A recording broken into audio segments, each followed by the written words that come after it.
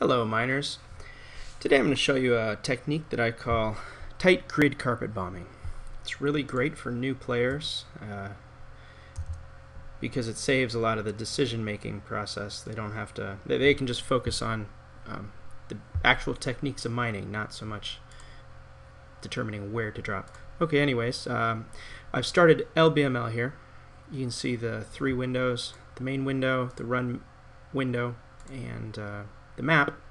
When you start at LBML, it will be showing Calypso map, so go ahead and hit P in the game and it will center the map on you, on your location. Okay, you can see I have some old data from the previous run here. I'm going to hit stop. That will reset the run and give me a new run. It takes a few seconds. Okay, now I can type in a name for the run, click start, and I'm ready to go. Gonna equip my finder. Now I have an amp attached,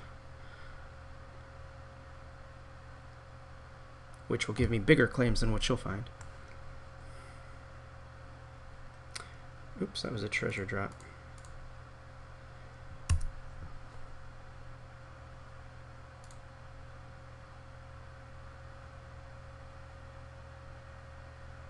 Okay, now you see I found a Heberite. What you do when you find a claim is you double click on the claim deed. It's here beside your ped card, and it shows you the information. LBML automatically scans this window and inputs the data into its database, showing the claim on the map, along with an expiration timer, which is really helpful. Okay, now I equip my rock ripper, head toward the claim, and we're going to dig it up. In the meantime, I'm going to remove my amp. Okay. Now as you mine, you can see this hit ratio change. It's calculated in real time, and it can be very helpful in determining whether the region you're in is a good region or a bad region. Of course, when you're only dropping a few when you're only making a few drops, this hit ratio can vary wildly. Okay, let's see. Gonna make another drop. I'm just gonna make a bunch of drops here and show you the spacing for the tight grid carpet bombing pattern.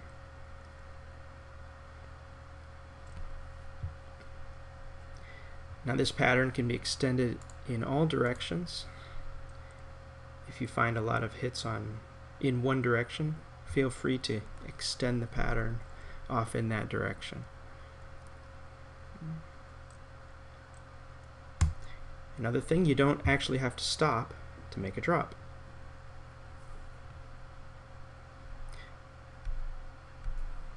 When I find a claim, I open it. Now look, here's an unknown. We're going to run back to that unknown, and I'll show you how to deal with these. Now if you notice, LBML has scanned in the unknown along with the timer. There's two methods to inputting the correct data on the map. One, well, I guess we'll find out which this is. I take one pull from the claim. Now, it's Gazardite, and it is not depleted after my first pull with the extractor. So what I'm going to do is reload the claim window, click refresh, and there's the information, and it should be appearing in the LBML window. Okay, very simple. Now if this mineral was depleted after one claim, we wouldn't be able to reload the window because the claim would no longer exist. In that case, you right click on the unknown claim dot and manually enter the data.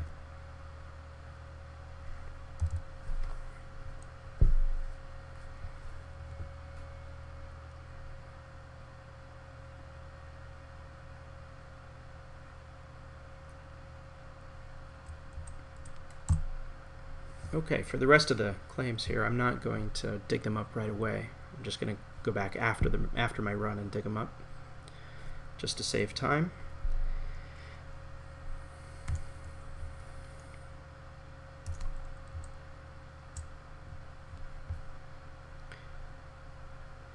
Now I've come to the edge of the area I want to mine. So what I do is I head downward.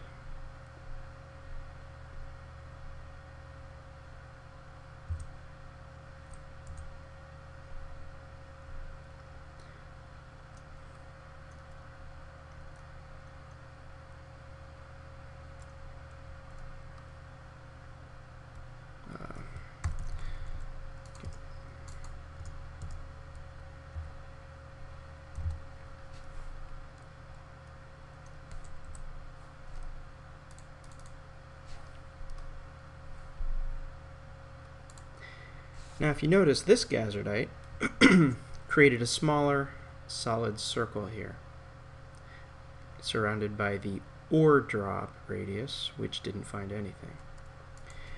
Now if that happens, or let me explain the reason why that happens.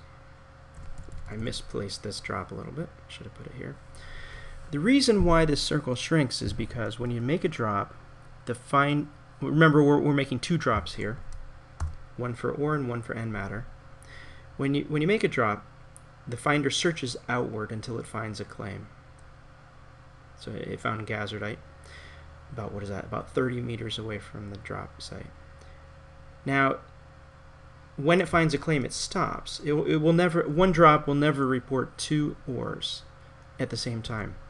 Okay, you can get an ore and an antimatter, but that's because you made two individual drops, two independent drops. So there could be another ore somewhere outside this larger circle, but we didn't probe for it, so we'll never know. Okay, and that's why that circle shrinks.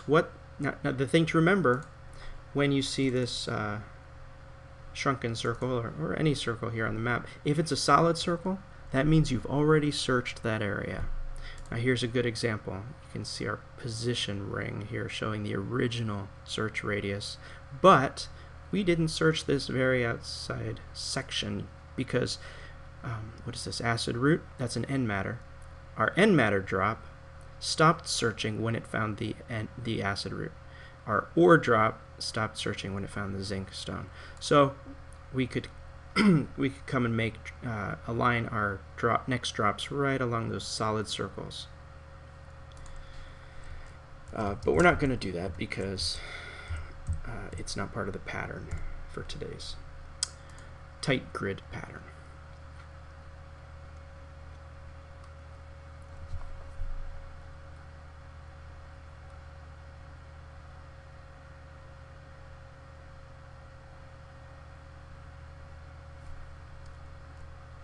Now the main thing to remember when doing carpet bombing is do not overlap your drops. Do not overlap solid circles.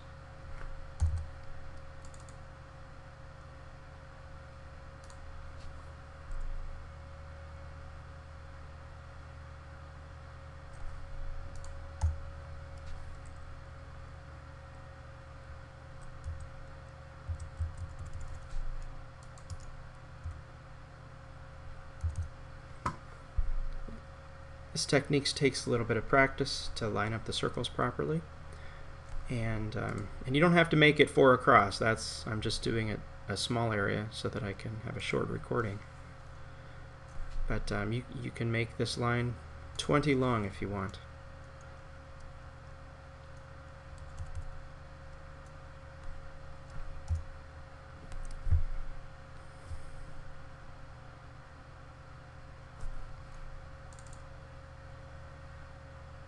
Now, as you can, if you've been watching the hit ratio, it's changed as we make our drops. Now it's up to 33, which is a very respectable hit rate. Long-term average hit rate is usually, it depends on your mining style and techniques, but 30% is about the maximum you can get long-term. On a short run, it can vary wildly, but if it's below, if your hit rate is below 25 and you've already made 30-40 drops, then the area you're in is probably not very productive, and you may want to think about moving to a different area. Each day, or after a few hours of mining an area, ores will respawn in this area. And they will respawn in random locations, meaning that an area that's great today may be really poor tomorrow, or if it's poor today, it may be really good tomorrow. You never know until you drop a probe there how it's going to be. And that is the tight grid carpet bombing pattern. Great for new miners, and pretty effective. I think that's all I wanted to show you today. So have fun mining and good luck.